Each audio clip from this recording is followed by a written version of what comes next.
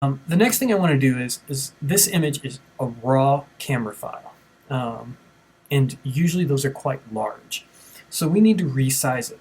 So I'm going to come up to Image, and in the drop down you'll see there's Adjustments, and all the way down here is Image Size. I'm going to click on that.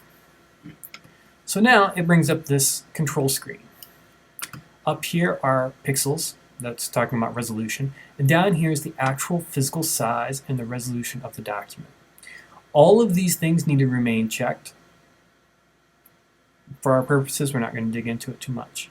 You notice that over here, there's like this little chain. These things, all of these items need to be linked, and they constantly linked, so that way when we change the sizing on it, the aspect ratio of the image remains the same and it doesn't distort the image. You'll notice that this is a huge photo. It's like 26 by 32. For our purposes, we're going to select the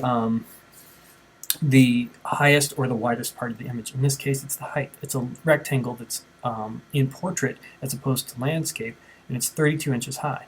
Here, we're going to change that. We're going to change it to 8. And you'll notice that when I change it to 8 inches, it adjusts everything else. You'll notice that here, the width gets adjusted, and the reason why is because it's been linked. Okay? If we didn't do that and we just changed the height, it would get very squashed and stay very wide. We don't want to do that because we want our image to remain the same. Down here for resolution, this is a very low resolution. 72 is commonly a resolution used for the internet. It doesn't take up a whole lot of space. It's easy to compress. If I were to print this image, I would want no less than 300 pixels per inch. And for documentation and storage of images, I generally choose 300. There are times where you're doing digital submissions of your work where you may choose 150. And those requirements are usually specified by whatever institution that you're submitting your images to. A show for student work, or if we were collecting work for a show here at Loyola. So let's go back and let's put 300.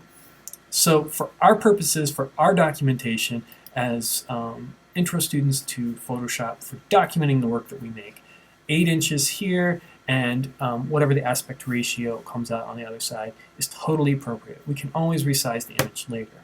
Right now we're creating what's called a sort of like a slide, or a image that goes into our portfolio that's high resolution, a high quality image that we can access from now to the end of time. So we're good. So let's go ahead and hit OK. You'll notice that there's some auto choices and some cancel and all of that, but we've set everything up the way that we want it. So I'm going to go ahead and hit OK. So even though it doesn't look like the image changed too much, it is now, if I were to hit image size, you'll see that it has been resized to 8 inches. Okay. So, the thing I did forget to mention is this: on image size, you can actually change how it measures, what unit of measurement you're using to work in. You can change it to metric or all kinds of other things, but for our purposes, inches is exactly what you want. So we're good.